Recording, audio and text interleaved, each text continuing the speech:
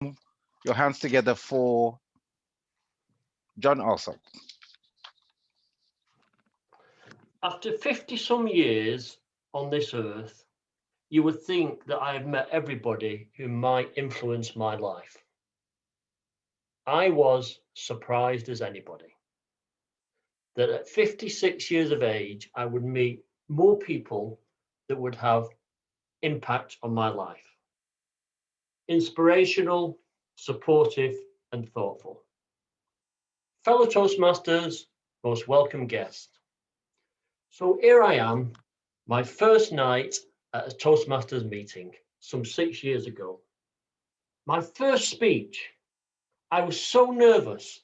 The only thing I could compare it to was something like, I don't know, skiing with cricket bats, perhaps. I was so nervous about it. I think we've all been through that, haven't we? I'd like to ask one of our members, Paul, you've been a member of Toastmasters a couple of years now. Tell us about your first experience standing up and speaking. Did you feel like it was like skiing with cricket bats? I know we all like skiing at Toastmasters, and cricket bats Oh, in Paul, particular. Thanks, Paul. That's great to hear. But cricket bats. That's great to hear, Paul. Thank you. A balderdash. So after a few meetings, and I started to settle into my Toastmasters experience, I started to talk to some of the fellow members. And I was so surprised at how inspirational they were. And I could start to see friendships develop. Not with everybody. There were a few people I remained nervous of for 2 or 3 years, but certainly the cohort of the club made me feel welcome and part of the club. And for me, this was a time when I was spending a lot of time away from home. So it was really important for me to get away from that being stuck in the house, only eating at the pub, spending time on your own, and Toastmasters was an outlet for me. 3 things that Toastmasters brought me. So to start with, life. I changed from that insular person who was just complaining about life, with very few friends to be in contact with, very little human contact outside of work, to being involved in a warm, welcoming club. Now, I'm sure, like most of you, we joined Toastmasters for three reasons. The first reason for me is learning. We all come to Toastmasters to learn something. The second reason is for the fun and enjoyment. Why would you do something voluntarily if you're not going to enjoy it? And the third reason, and probably for me the most surprising outcome, is the fellowship. So joining Toastmasters really was a step up in my life. It's really made a difference to me. So moving on to the second thing that I found about Toastmasters, and this is liberty. What does liberty mean to you?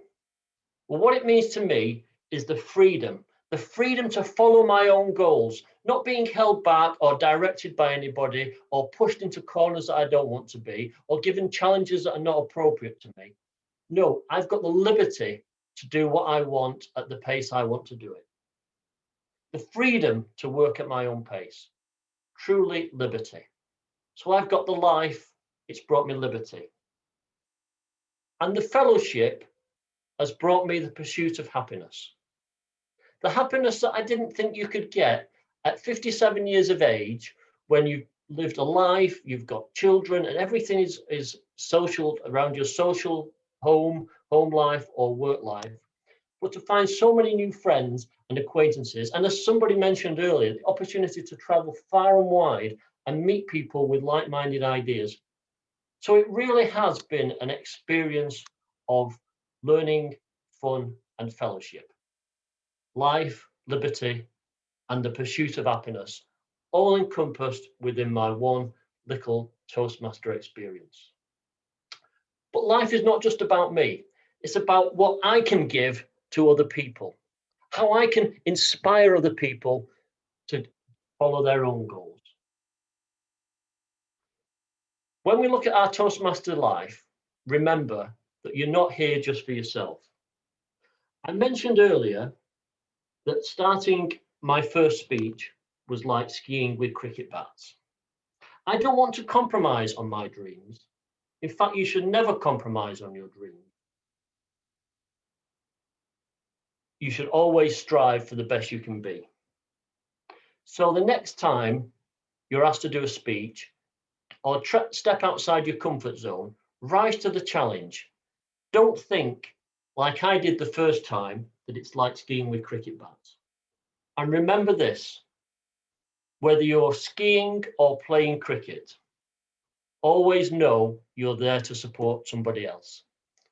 Mr. Toastmaster.